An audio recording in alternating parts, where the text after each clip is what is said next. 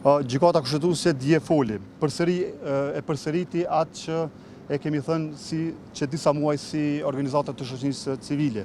Marrëveshje politike për me e konstituu kuvendin. Partia e parë do të me i përmbush obligimet kushtetuese për me bë kompromis për votimin e kryeparlamentarit dhe nënkretarëve përmes votimit të hapun.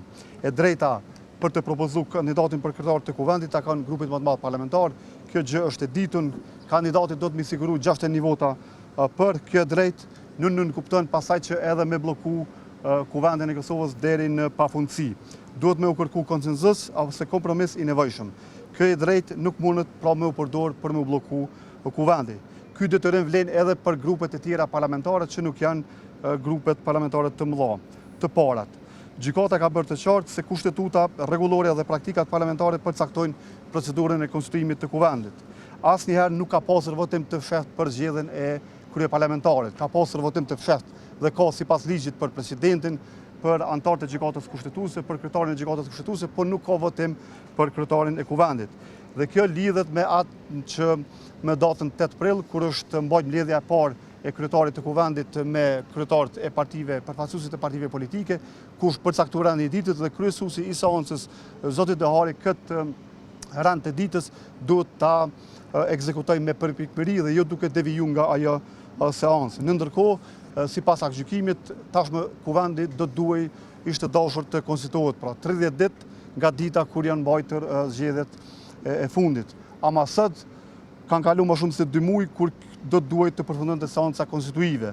Sot jemi në fund të muajit qershor, në ndërkohë askush nuk flet se sot është dita ndoshta e fundit kur do duhej të rishikojë buxheti i Kosovës. Dhe ky rishikim nuk mund të bëhet sepse nuk ka as qeveri, as kuvend funksional. Sot kemi deputet që ushtrojnë funksione të dyfishta dhe kemi deputet të cilët nuk mund t'i kryejnë detyrat ose obligimet kushtetuese që i ka sipas ligjit dhe sipas kushtetutës.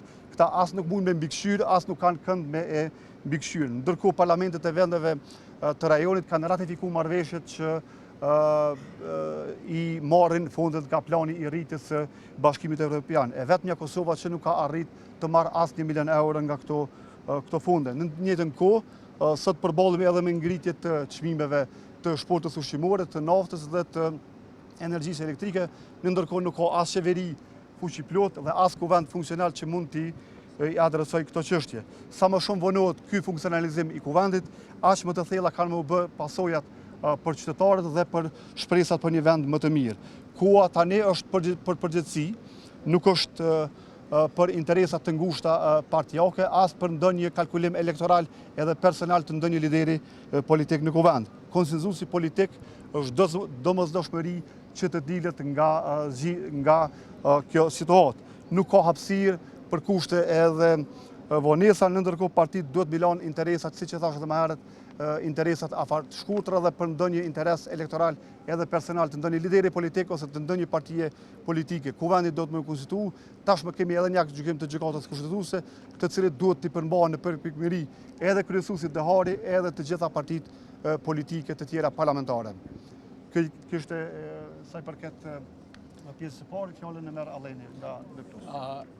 Pavarësisht, do të thotë tash fakti që kemi një aktgjykim gjykatës kushtetuese, kriza nuk është juridike, kriza është politike, prandaj është jashtëzakonisht e rëndësishme që partitë politike të gjejnë një rrugdalje për krizën. Aktvendimi i gjykatës kushtetuese jep një afat kohor prej 30 ditësh, por nuk tregon se çka pas atij afati kohor. Prandaj ne si koalicioni i organizatave të shoqërisë civile do të vazhdojmë edhe më tutje angazhimin ton deri në zgjidhjen e kësaj krize, deri në konstituimin e kuvendit dhe zgjedhjen e kryetarit dhe kryesisë kuvendit. Ajo që është e rëndësishme po ashtu të potencohet e për të mos u përsërit nga ato që i potencoi Naimi është që ne aktualisht ndodhemi në një situatë të ndryshimeve jashtëzakonisht të mëdha në sferën gjeopolitike dhe Kosova nuk ka luks që të vazhdoj të funksionoj pa një qeveri të mirëfillt e pa kuvend funksional.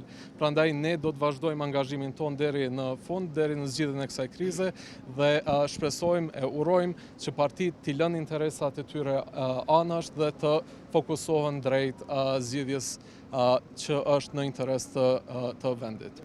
Të gjitha këto janë qaru në aktgjykimin e gjykatës kushtetuese dhe aty thuhet se pritjet ose orientimi është që kuvendit të konstituohet brenda 30 ditëve nga data kur mbahen zgjedhjet e fundit. Dhe kjo për përfaqësuesit e qytetarëve, për deputetët e Kuvendit të Kosovës, duhet të jetë arsye që ata ta konstituojnë kuvendin sa më parë. Pasojat dihen.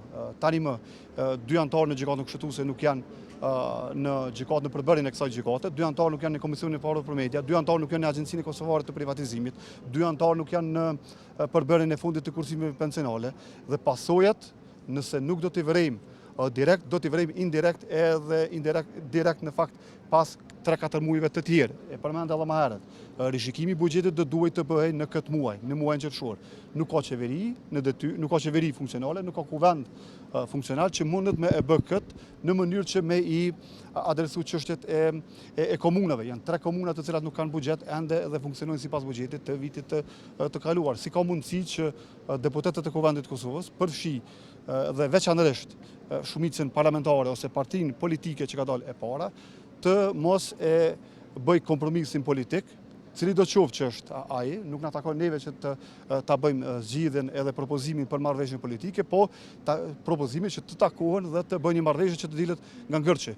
Normalisht ishte dashur që përmes këtij aktgjykimi të skicohet një rrugë pak më e qartë, pak më e mirë dhe më e lehtë në mënyrë që të dihen cilat janë pasojat, sepse ne pasojat i dimë në rast se nuk zgjidhet kryeministri i vendit në herën e parë, e dimë cilat janë pasojat nëse nuk zgjidhet në herën e dytë, e dimë edhe pasojat cilat janë nëse nuk zgjidhet presidenti në votimin e tretë, shkojmë në zgjedhje. Ndërkohë nuk mund të shkojmë në zgjedhje për shkak të kryetarit të kuvendit. Por shtrohet pyetja, a kemi kohë dhe a ka luksi Kosova të shkojë edhe një herë në një palë zgjedhje kur ne shkojmë edhe është caktuar data për zgjedhjet lokale. Para mendoni situatën kur kuvendi, një kallabllak prej 120 deputetëve të Kuvendit të Kosovës nuk konstituohen, nuk e konstituojnë vetveten, në ndërkohë ne i interferojmë kandidatëve për kryetar të komunave, mbi 13.000, 14.000 asamblezëve, kandidatëve për asamble në kuvendet komunale dhe shkojmë atje si kandidat për deputet që të tregojmë se kena me rregullu jetën e qytetarit, ndërkohë nuk e rregullojmë një kuvend që të konstituohet dhe të